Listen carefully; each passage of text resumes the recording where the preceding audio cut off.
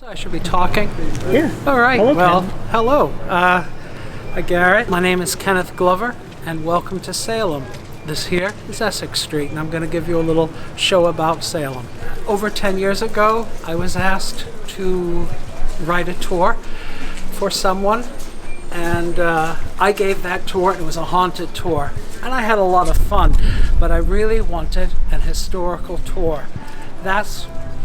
I love the ghost stories, don't get me wrong, but I love the history just a little bit more. And Salem is so full of history. I did entertain briefly a haunted history tour, but every minute I spent in haunted stories, I felt like I was stealing something very valuable from the history that people needed to hear. Maybe this year I'll have a little haunted tour on the side, but this is what I love to do. And so for 10 years I've been doing this, and I have been learning so much. I almost look back 10 years ago with a little bit of embarrassment at how little I felt that I know. And I hope in 10 years I'll look back at embarrassment on today. So there's always something new to learn in Salem. Down here, what is this? we have our Old Town Hall. Old Town Hall is built in 1816. There was a building prior to it that's demolished in 1815, and that really was a mansion that was built for Elias Haskett Derby and his wife, Elizabeth Crowninshield Derby, and it was on the same location. According to some plans, it was 56 feet wide. It was substantially tall, had a glassed-in solarium on the back end, where this building is today. And, of course, a ballroom. It was made in what I would say, in my opinion, for entertainment. It had gardens and fruit gardens all the way down to the inner harbor. And they broke ground, but when they finished it in 1799, the Derbys moved in, and they both died within the same year. Their son took over the property, and 15 years later, he moved to Portsmouth, New Hampshire.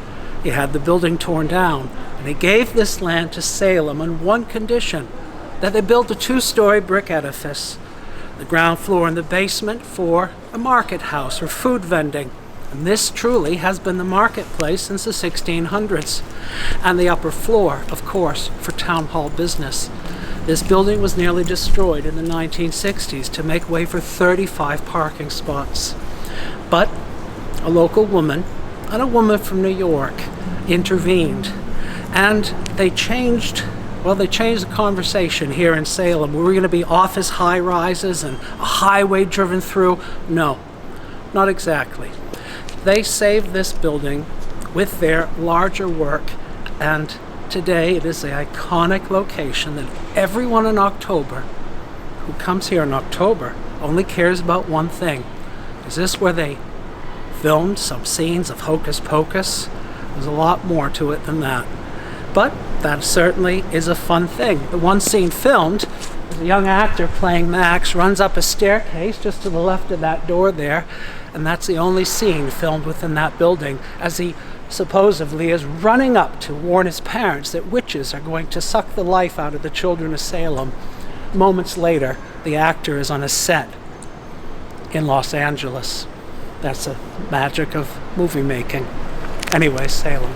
Do you have a favorite? I mean, this is one of them, but do you have a favorite bit of history in Salem? What is your...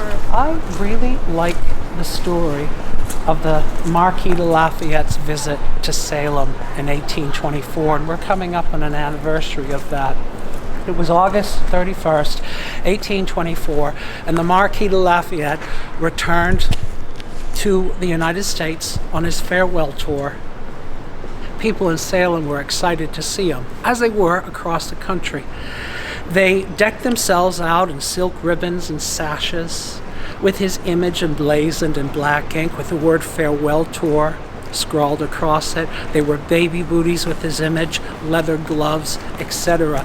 And the stores, they sold out. On a day in August, the last day of August, it was incredibly hot here in Salem. It was also rainy, yet thousands of people lined the streets to see him one last time as he hung out of the window and waved and greeted the people, and they greeted him. Some touched him from the window. He eventually made his way under triumphal arches decorated with evergreens and flags and flowers to a place that was Hamilton Hall and is Hamilton Hall on Chestnut Street. And that is the place where he sat in a chair like a throne with a carved wooden eagle above, and above that an oval portrait of George Washington. And they entertained him, politicians and locals alike, 300 ladies and gentlemen of Salem. And it's one of my fondest stories. The day was amazing. But for me, the day comes alive with a letter a 14-year-old girl wrote the next day on September 1st. She happened to be the sister of Sophia Peabody, who later goes on to marry Nathaniel Hawthorne.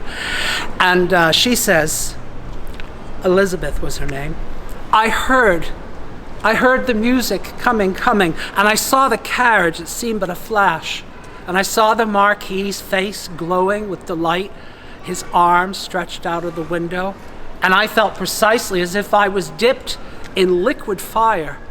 I had a feather fan in one hand and a handkerchief in the other, and I dropped them both. And she ran towards that carriage, and she grabbed his outstretched hand, and I grabbed his outstretched hand and I kissed it, and I must have placed my whole soul within that kiss. And the Marquis, he said with such a fervor of feeling, thank you, thank you. I could hardly believe it.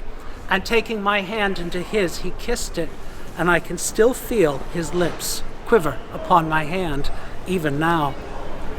My favorite moment of Salem. 14-year-old girl running for the 66-year-old Marquis de Lafayette's carriage. A man who, when he came on his farewell tour, he stopped at Mount Vernon and he wept at the grave of George Washington. George Washington, who had said at the end of the Battle of Brandywine to the surgeons who were treating the young Marquis, treat him as if he is my own son. And so with the walking tours, did you want to, you wanted to grow that to help bring more of that history to Salem? Yeah. Yes. It's very important to me. You know, my tour has been molded by more than me. My tour has been molded by locals. You know, there's a certain reward system. When people see you doing something they like, they let you know.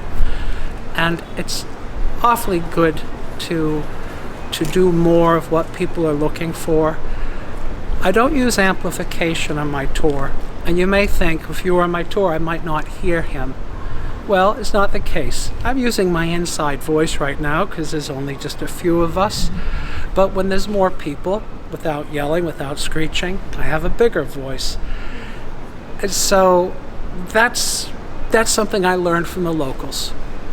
People who live in Salem do not like to hear all night or all afternoon in their living room or kitchen or bedroom tours, history. They maybe don't mind if they hear a little bit through the wall, but they don't want it amplified. So it's one of the concessions I make to locals to not use any amplification, but just my own voice, which is great for a group, but doesn't carry through walls. The maritime history is a great focus, and it ebbs and flows a little bit, mind the pun. I often try to reflect the people on my tour, what they want, and I lean into the things they are looking for. At the beginning of the tour, I'll say, does anyone have any wants or needs or any expectations out of today's tours, a certain subject? And certainly I'll lean into the subjects that people share with me. And sometimes they trust me to just give the tour I give. The maritime history is something uniquely interesting to Salem. I have here, because I'm a little bit of a collector in the winter. In the winter, when give my tour a rest, because I think I don't want to be out in the ice. And a few years ago, I purchased this set of 6 silver spoons. I've not been able entirely to figure out who the people they were made for, but I have some ideas. But they were made by Thomas Grant, who was a silversmith in Marblehead, Massachusetts. They have some small little museum marks on them. I actually bought them from an antique dealer in Marblehead. So how are these special? Thomas Grant was a silversmith, and he also was the owner of a schooner in Salem. And the schooner is called the Speedwell. And it got re-outfitted as the Hancock. It was one of George Washington's so-called private navy that was in Beverly, but put together in Marblehead.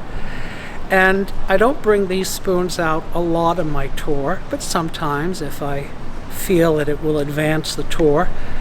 One of the last times I used these spoons was when I was on a trip in Ukraine. I was at the the National Hotel in Kyiv, and I was there with a friend, a businessman, Tibor, and we were meeting with a parliamentarian, this past year, and an advisor to President Zelensky, military advisor, and I handed a spoon each to Tibor and Ilona, and I described the importance of these ships that Glover's Regiment, 21st Regiment, an Army regiment, they were on those ships, they ran them, and it was a necessity at that moment to get as much gunpowder as they can for this revolution that was about to happen, because George Washington inherited a revolution with 1 hour's worth of gunpowder, and they were going to have to steal it from other ships and take ships that were not well defended. And while this private navy was not in and of itself wildly successful, it paved the way. And so I handed a spoon to each of these, and I said, at a time, this man leased his ship to George Washington when we did not have enough gunpowder to have a successful revolution. And she said, it's a lot like how we defended Kyiv with 150 javelins in February of 2022. It should not have happened. And so, for me, history is also in the present and speaks to our condition now, whether it is a military advisor in Kyiv who sees a set of spoons, or a guest who have enjoyed seeing them, who are particularly interested in our maritime and military history. To me, I feel like people have an attention span of 10 minutes. My tour is 2.5 hours long. How do I maintain that attention? By changing the subject, by keeping it interesting, by looking at everyone's face in the tour and realizing, oh, this is not that exciting for them. Their excitement, their interest is starting to ebb a little bit. And somehow, intuitively, I know how to keep people's attention. There's 1,000 stories just to start with. And on any given day, I could give a tour that is different from the next day. I think I've passed the time when some will say there weren't enough fun witch stories on his tour. That certainly was said once, and they were right if that was what they were looking for.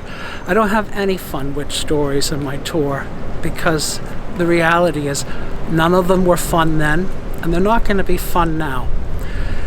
Children were imprisoned, people were hanged. A slave, felt threatened for her life and gave evidence to save it, as did 49 other people at least. So I find that by better describing my tour to my prospective guests, I get people on my tour who have the attention span for history. I think there are 70-something wonderful tours in Salem, and not all of them appeal to the same audience. All the audiences that come to Salem benefit Salem. And so I hope that my audience finds my tour. What do you have to do to prepare going into it? At what time of the year do you have to start getting ready? I do some preparation in the winter.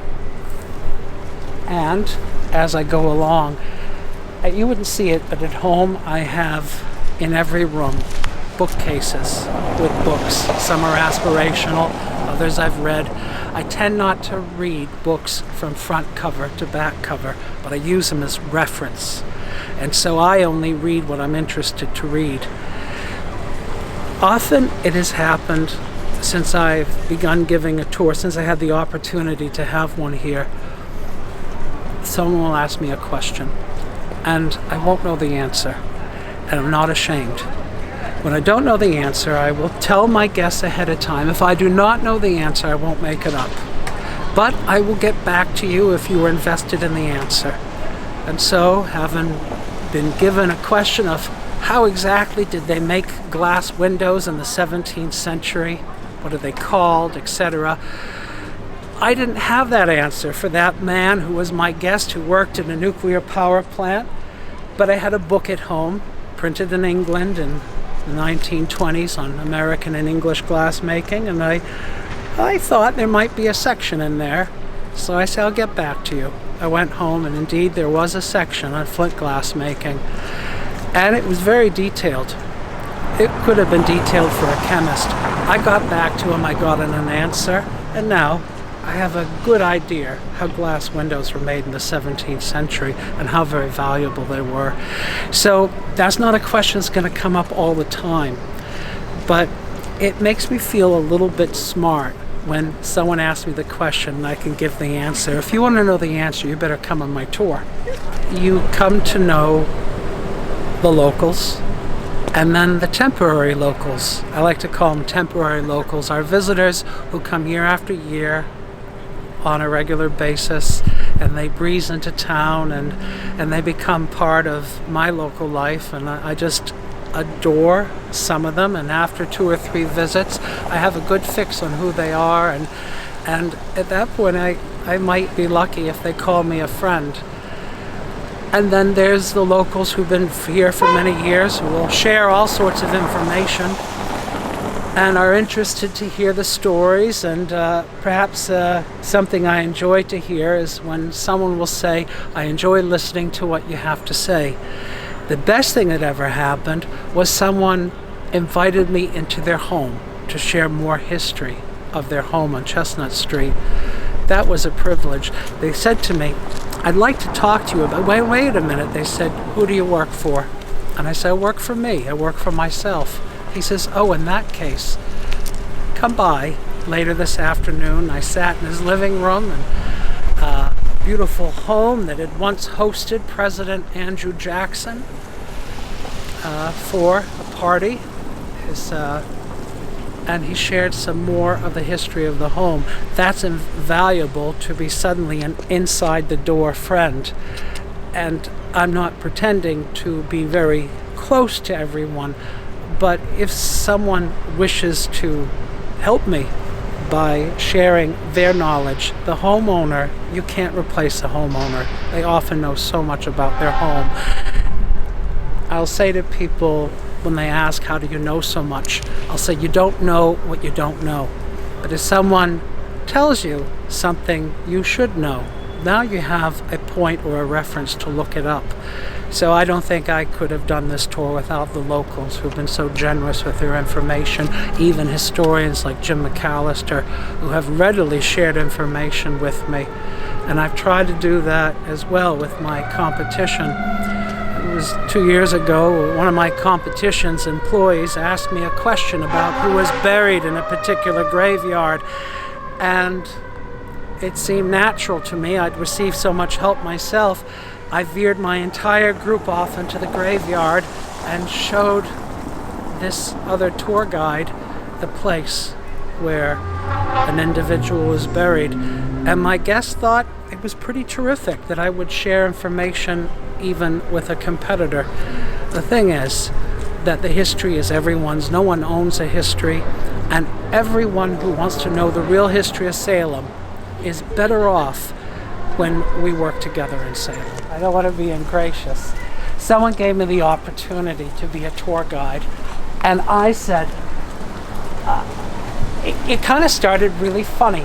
Months before the opportunity arrived, there, once a year, some local tour guides get together on April Fool's Day, and for themselves, they give a fake tour with made-up information, erroneous information that, well, should be embarrassing. And I wanted to take part in this tour, but I wasn't a tour guide. So an individual said to me, "You can't do any of this tour because you're not a tour guide." They relented. They let me do a story about the fountain downtown, and my lie about the fountain was that is where they filmed the Poseidon Adventure, the swimming scene where you know, that horrible scene where not everyone makes it through the water tunnel. And I thought that was very funny. And months later, the very same person who would have denied me that pleasure asked me to be a tour guide. And I said, "What tour am I doing?" assuming it would be history. They said, "A spooky one. I want you to write a spooky story." And I have to tell you, I found that I am incapable of fiction.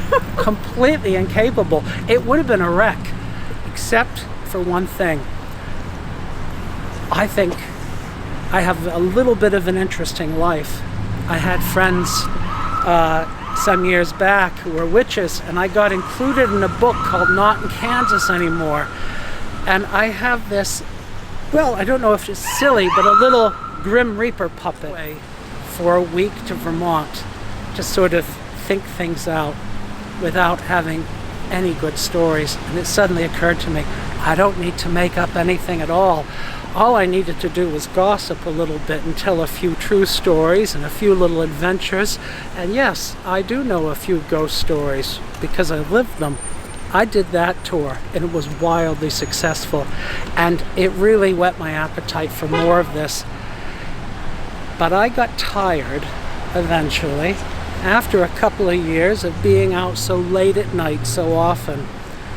It would be hard to get to sleep, and I thought, wouldn't it be nice if I did what I always wanted to do? It was a nice history tour. A nice history tour where I could be home at 5:30 putting my feet up. And that's what happened. I traded in the ghost stories for an early night. But I love both of them. I do not think the two should be combined. My personal belief is historical tours and haunted tours do not belong in the same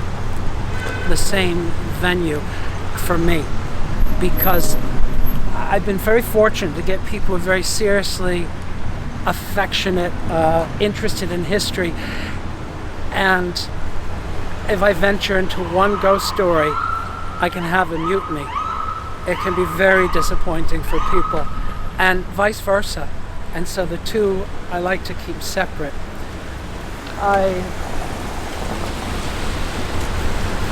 It's better sometimes not to say what I know. I'm gonna give a hard pass right here. This is considered to be one of the most haunted places in Salem. It's the Merchant Hotel, and what do I know? I don't want to go on record. If it's your first time visiting Salem, I have 3 recommendations. If it's not too late in the season, go down to the Salem Arcade, and for a dime, get a reading from Zoltar.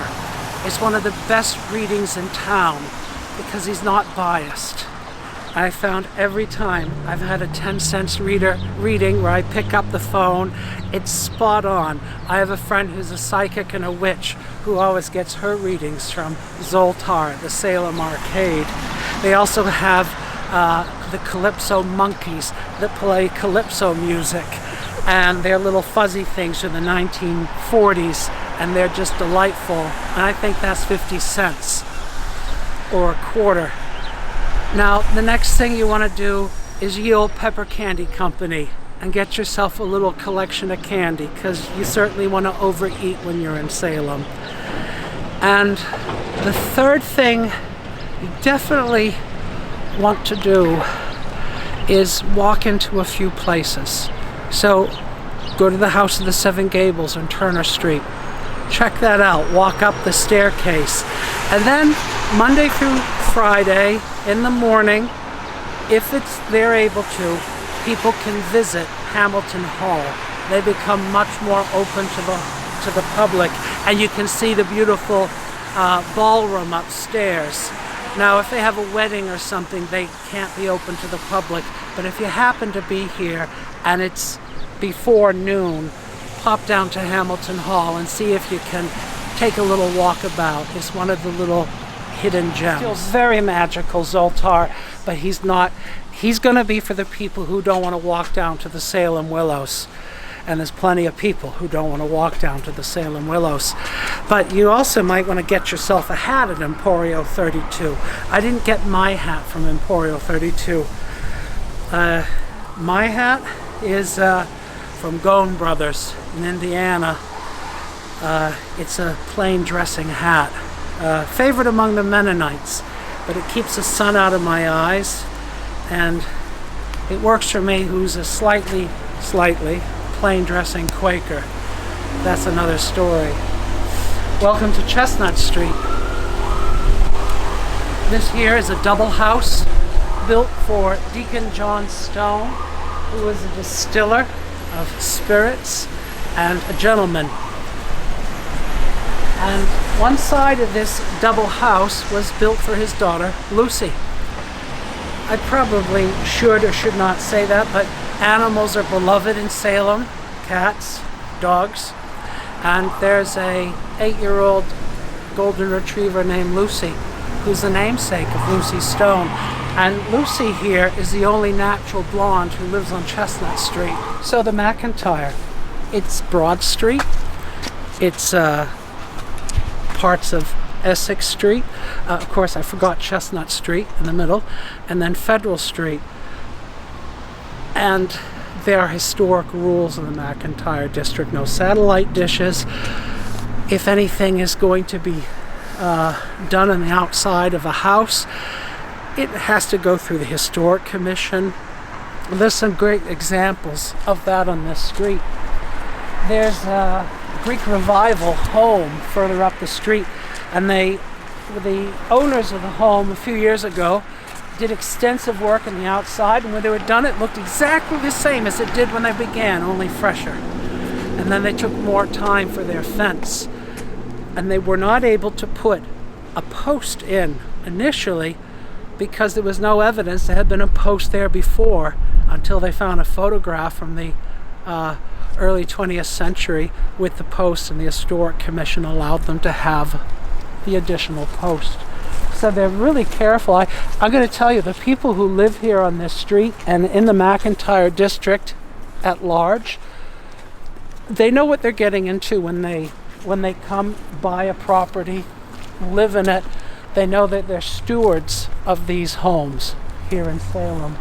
This is Hamilton Hall over here. I told you about this. Behind those rounded Palladian windows, particularly the 3 from the left, is the ballroom with a floating dance floor that rises and falls as gently as people dance upon it. So according to the Chronicles of Old Salem, so ladies' ankles do not become fatigued while dancing on the floor. It's suspended very much like a ballet floor. There's 4 carvings up there. You'll see 4 festoons of cloth, 2 on either side of a rampant eagle. The eagle is not original that you see there. The original is inside above a mantelpiece on the ground floor. But those 4 other carvings are original to 1805 when this building was built. And they're in the original color called paste. And so it's just an example of we're always learning something. I always thought that those paintings were perhaps much duller than they had been in 1805, but a conversation with the president of Hamilton Hall, Michael Selbst, he shared with me that they are in the color paste. And the 2 carvings on either side by Samuel McIntyre have been preserved so they can be out there in the elements. And the eagle, of course, replaced on the outer walls. The eagle that's inside is the only Samuel McIntyre eagle. Who is Samuel McIntyre? He was a carver to the wealthy and an architect. He's also the man who ultimately came up with the concept of the street.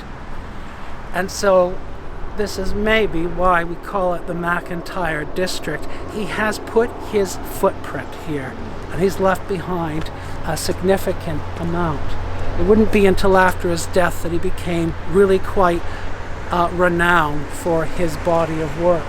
But his carved wooden eagle that is inside is the only McIntyre eagle that's still in the original location it was made for. This is a post that there was no evidence that such a thing existed.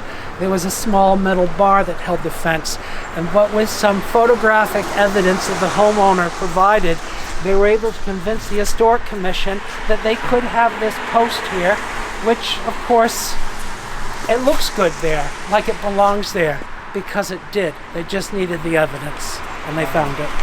And so why was this for some context on the backstory, why it became the offending post? Well, the homeowner here, this is the only Greek Revival home. It does stand out. It does. It's beautiful. It's gorgeous.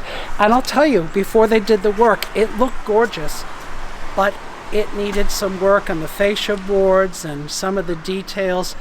And so I think they spent, it was well over a year, just because everything has to be maintained on this street. You see these columns here,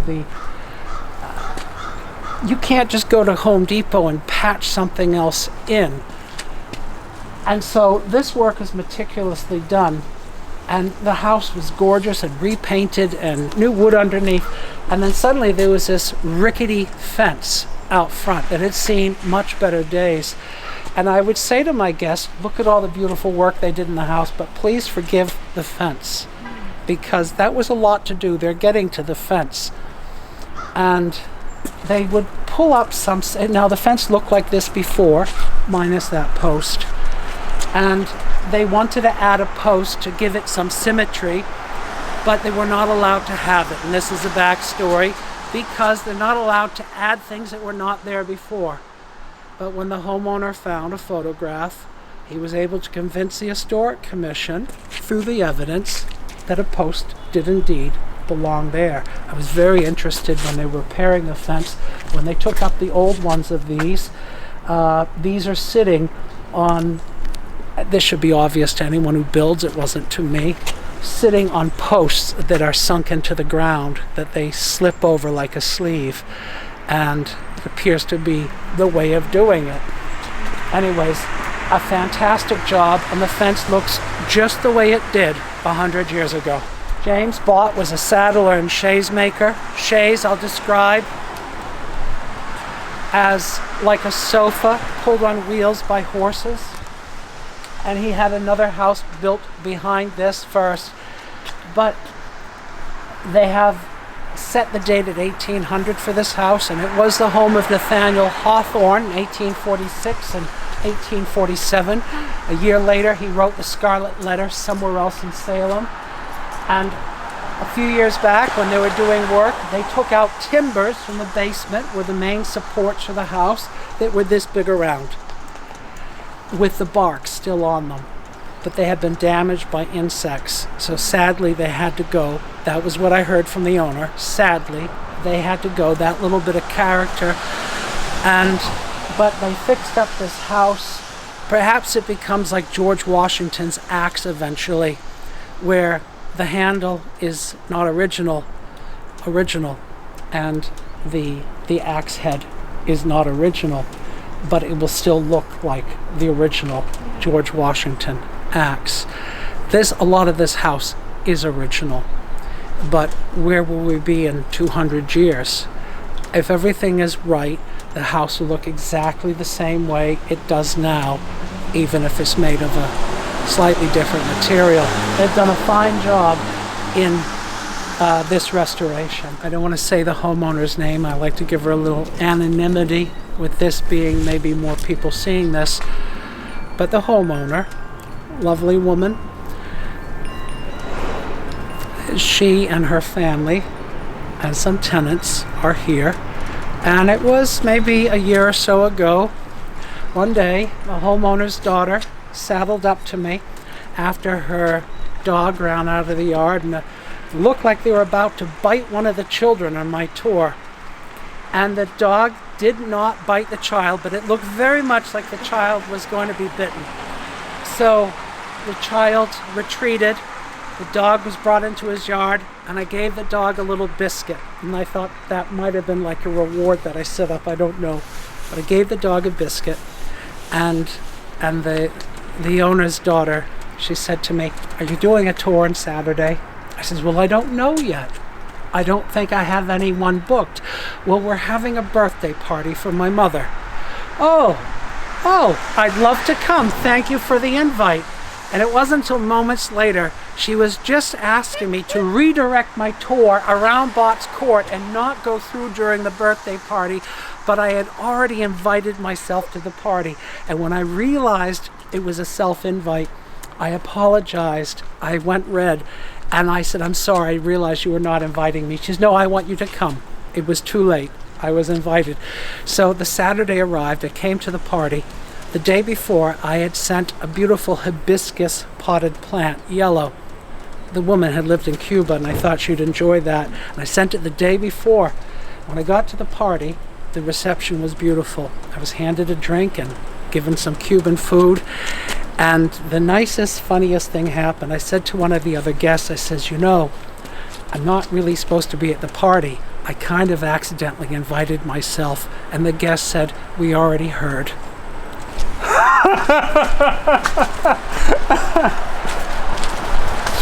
But it was okay. Middle level there on the left was a ballroom. So, ballroom there, and a previous owner used to hang a flag, a ship's flag that would fly in the foretopmast of a ship to denote who the owner of the ship was. And it was a white and blue flag, and that flag was for the ships of the Peabody family. And so there is a connection there. It's called the Pickering Mack Dodge House. It's built in 1814 for two Pickering brothers. One was a lexicographer and the other was a linguist, and it passed into other. It also has a marvelous story because a ship that was owned in part by the Stone family, who lived there for many years, was attacked by pirates in Kuala Batu. And that's a story. Kuala Batu translates to Rocky River, and that's in Sumatra. And after the pirate attack, there was a governmental response from Andrew Jackson in which Kuala Batu was attacked the following year. The people who originally lived in the street were not just wealthy. They were members at a time in the beginning of the Federalist Party. There were merchants involved in the high-end luxury trades. And beyond being wealthy, they could move the hand of a sitting president in the case of Andrew Jackson. It's a bigger story of the street. Sometimes I'll give a private tour. You know, someone for a private tour will buy 2.5 hours of my time. But if I'm reading people correctly, and I usually do, and it's a private tour, and they say to me at the beginning, "We don't have anything else to do all day." If I have the time and they have the energy to match mine, I'll extend a tour a little bit, or in a few cases, a lot. Sometimes it's hard to say goodbye to people. Maybe once or twice, a tour has ended up in one of my favorite places, Turner Seafood, and I almost never say no to an invite to Turner's. If a guest invites me to Turner Seafood or another restaurant down at Pickering Wharf, Sea Level Oyster Bar or Finn's, Longboards, it's hard to say no to Turner's, however. There, that's very important. Perhaps the biggest yard in Salem. If I'm wrong, prove me wrong, and I'll give the first person who proves me wrong $1. That's all. I don't want to lose more. And the Pickering yard, they originally had 30 acres of land, the Pickering family. The first John Pickering and his son, John Pickering II, a carpenter, he built part of this house in 1660. They've done testing of the wood, dendrochronology, and they've dated the house or the wood to a short span of time. So their best guesstimate is anywhere between 1658 and 1660. They think 1660.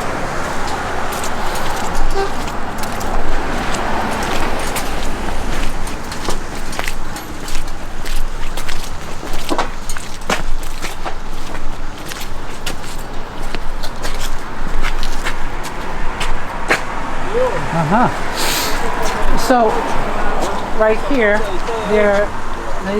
these men are doing work on the facade of the house. The facade was in really dire need of restoration. It's the facade from 1836 when John Pickering VI, who lived in this house, who was the son of Colonel Timothy Pickering, had the house done over in a Gothic revival style with these quadrifoils, or we might call them four-leaf clovers since it might be March right now, finials, the matchboards, the dentile work, and that's for Gothic revival from 1836. And they recently got CPA funds, Community Preservation Act funds, to do this work 100%. I'm kind of happy to say that the executive director and the comptroller of the Pickering House Foundation, who's I think a couple of years now, it feels like forever, asked me to write a letter in support of the CPA request, and they got it. So my letter helped. A lot of other people's letters from the neighborhood as well. One of the things I'd like to say is, now a man who was born in this house, becomes Colonel Timothy Pickering. He occupies every position of the new American government except president and vice president, and somehow I think Secretary of the Treasury. Colonel Timothy Pickering was born in that upper room in 1745. And among the positions in the government he occupied was Postmaster General. Now, a friend of mine who lives at this house, the comptroller and groundskeeper, not for very much longer, Tim Jenkins, he says, I'm very surprised that, considering the fact that Timothy Pickering, who was born in this house in 1745, was in fact the second Postmaster General of the United States of America, that there's no plaque at the Salem Post Office to his service. And interesting enough, during his tenure as Postmaster General, he was given the question whether African Americans should be able to deliver mail. And he said yes. Yes, they should. A subsequent Postmaster General changed that, and you had to be European American to deliver the mail. Colonel Timothy's, his reasoning for African Americans delivering the mail was that it had been common practice for slaves to deliver mail between plantations, and he didn't see why an African American was somehow constitutionally, I'm going to add that word, incapable of delivering mail. And so Colonel Timothy Pickering, a founding father in many ways, was well ahead of his time in the 18th century, well beyond his time when it came to equality of people. He was actually anti-slavery, which is a rarity.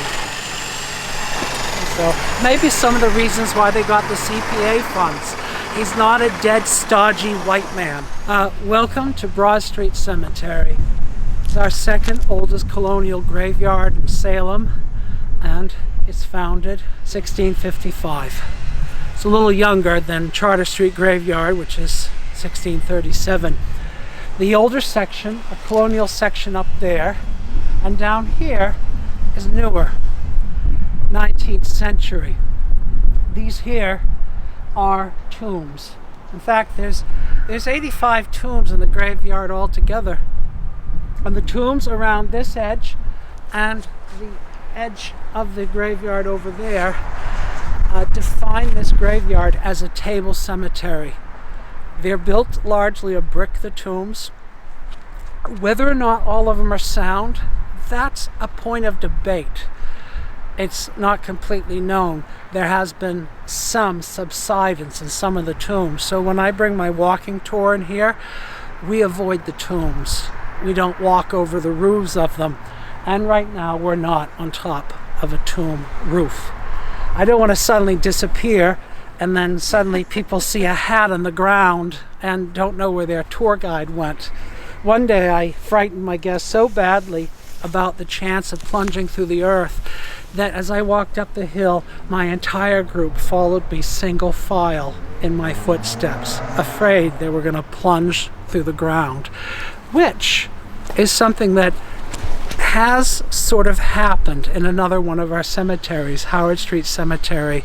There's been at least one anecdote of a 200-pound city worker on a rider mower partly going through the roof of a tomb at Howard Street.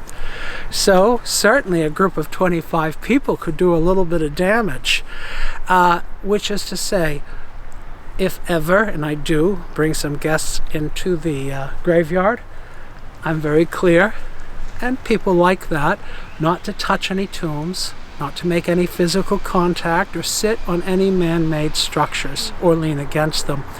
And I largely don't have to say that to my guests, but it's always a good thing to say before. It's less embarrassing for the guests if I don't have to tell them when they're doing it. There was that time in another graveyard where a guest put their foot up on a gravestone and immediately reacted, and I went, get your foot off. And as we were walking out of the graveyard, I forgot the guest that I had said that to, and I turned to the very guest who had put her foot in the gravestone. I says, can you imagine putting your foot in a gravestone? Only a goat would do that. And then I realized I was speaking to the offender. No apologies. Yeah. That probably didn't make me look very sympathetic. But that guest was a goat. I'll share something with you. These 3 headstones in a row, slate covered with lichen. The middle headstone, we follow the length of the grave. If you're wondering where the writing is, it's on the other side. That's the head of the grave. And the person's feet are in this direction. And that's the small footstone that correlates with the headstone. It was the custom to have a headstone and a footstone. There's less information in the footstone, very often just initials, to define the length of a grave. Very often the footstones get broken or subside underneath the ground, and the cemetery has recently received a grant for well over $30,000 for restoration, which will be taking place this year. We're glad to get it. I also have a second hat that I wear, and I'm part of a group called Friends of Broad Street Cemetery, and I'm the vice president of Friends of Broad Street Cemetery, and this place has been an important place for us during the pandemic. A small group of us came in, all those days that everyone had to stay home and their doors locked with the curtains drawn, and we were out in the fresh air, staying 6 feet away and panicking when we got 5 feet away from each other, and we collected 65 barrels, 35-gallon barrels of bittersweet and weeds along the back fence, and we opened it up completely so now you can view all of the fence in the graveyard. And after we did that, families began to come in here and picnic with their teenagers as a chance to get out during the pandemic. So what did we do? We removed the bittersweet. We got rid of all the sort of hiding places, the places that made this place look less friendly. We picked up the sticks and the debris and other things you don't want to find in the ground when you're picnicking. But it's in good shape now. It needs improvements, but it's getting them. This tomb over here is something that does need an improvement. And people, unfortunately, this is the bad side of October. It only takes a few people. They've come in here and they've dug apart the bricks, which are really uniquely sized. They're really important because they don't make bricks quite the same size today. And that someone had dug it out, perhaps assuming they were going to see a dead body, when actually that's just the ostentatious decoration above the tomb. And they're not going to find a dead body at all by doing that. But what they have done is they've caused $20,000 of damage to that tomb. That's the price tag for that tomb to restore it. That's a real issue when a cemetery receives $36,000 to do restoration. What do you use it on? So it's a rare event. Most people that come, almost all the people who come in October, they're very respectful and wonderful. But when you attract that many people, if you see something, say something, because that's not okay.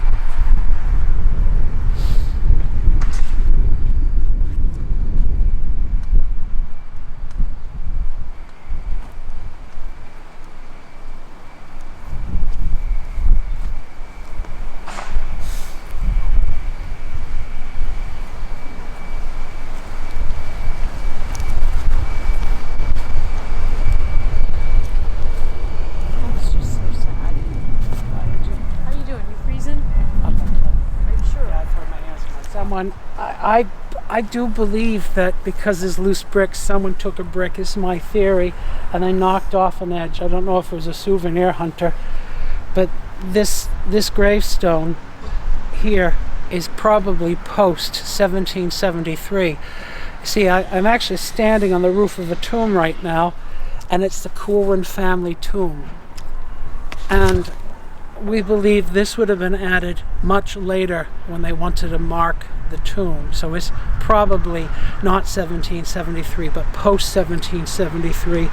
Buried here, among others, is Judge Jonathan Corwin. Oh, and I'm sorry, you see me leaning against it. I got tempted into touching it because I was showing the damage, but this is unusual for me.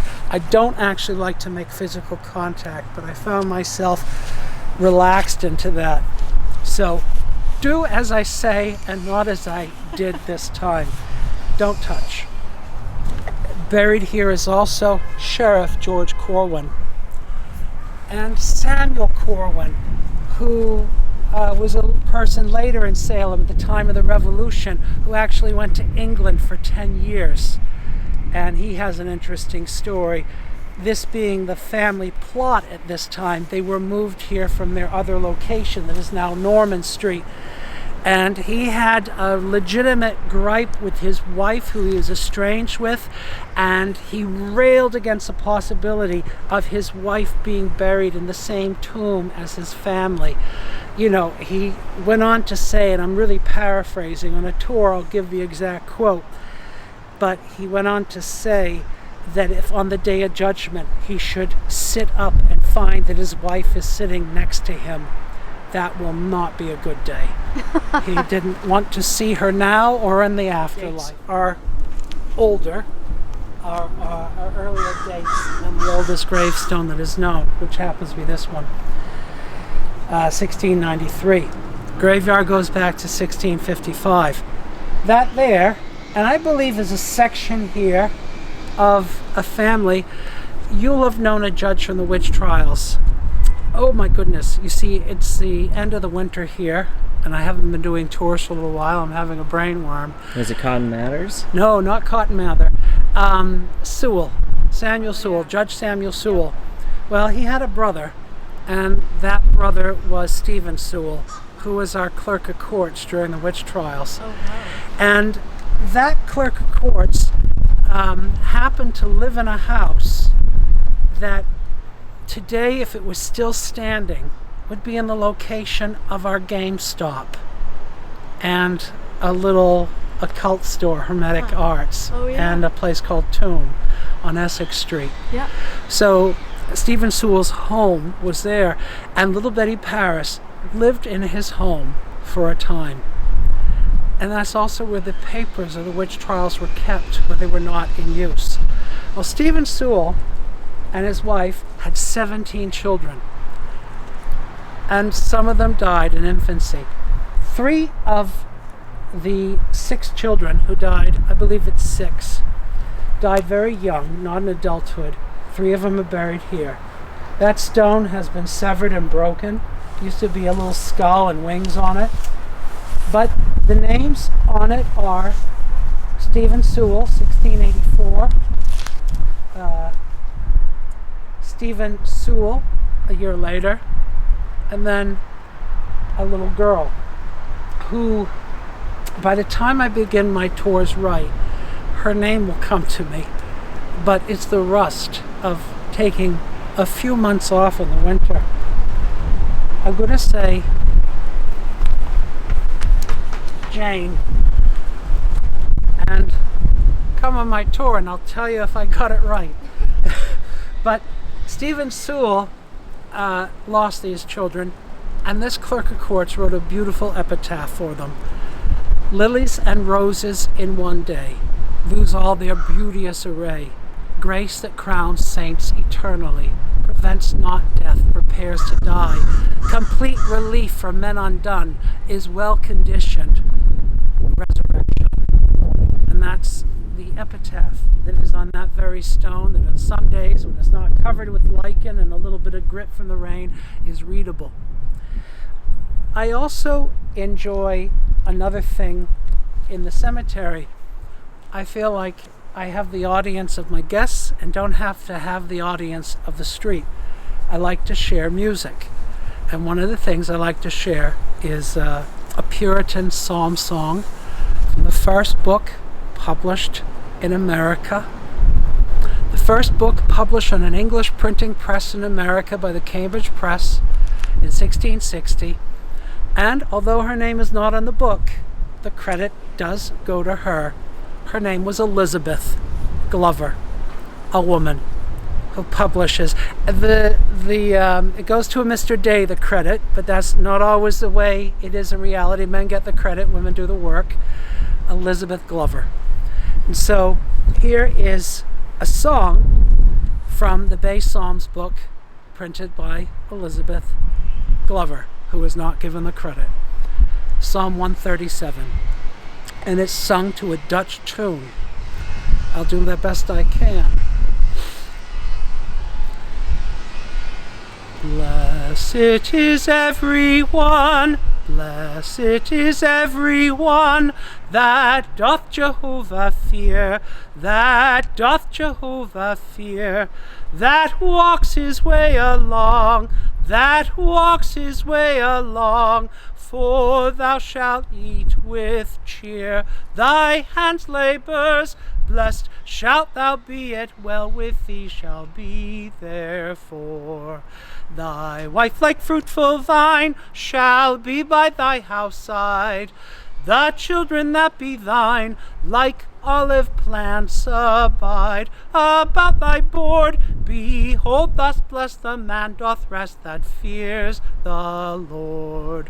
Jehovah shall thee bless from Zion, and shalt see Jerusalem's goodness all thy life's days that be, and shalt view well. And it goes on and on and on.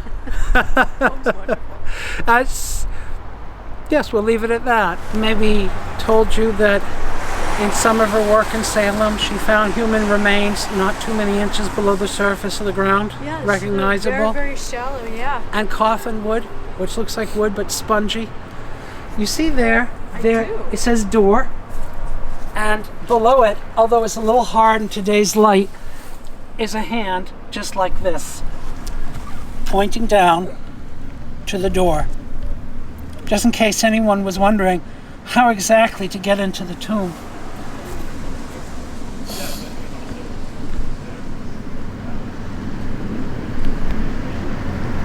Oh my gosh. 1802. 1802. Marston. And this is thanks to the, unfortunately, thanks to a rider mower and a contractor, hit that tomb and knock that off. And for this to be repaired, the whole thing will have to be taken up and a new footing laid, and it's multiple tens of thousands of dollars to make this repair. And it's unfortunate someone just struck it too hard and fast with a rider mower. Most of the damage that's done in cemeteries is done with lawnmowers. So it's not actually evil tourists in October. Yeah. They're the least of the problem. Although, do you remember that year where a woman was celebrating her 60th birthday? She was dressed in tights and goth wear, sprawling across the top of a tomb at Charter Street when she had been told to get off. So, watch yourself here.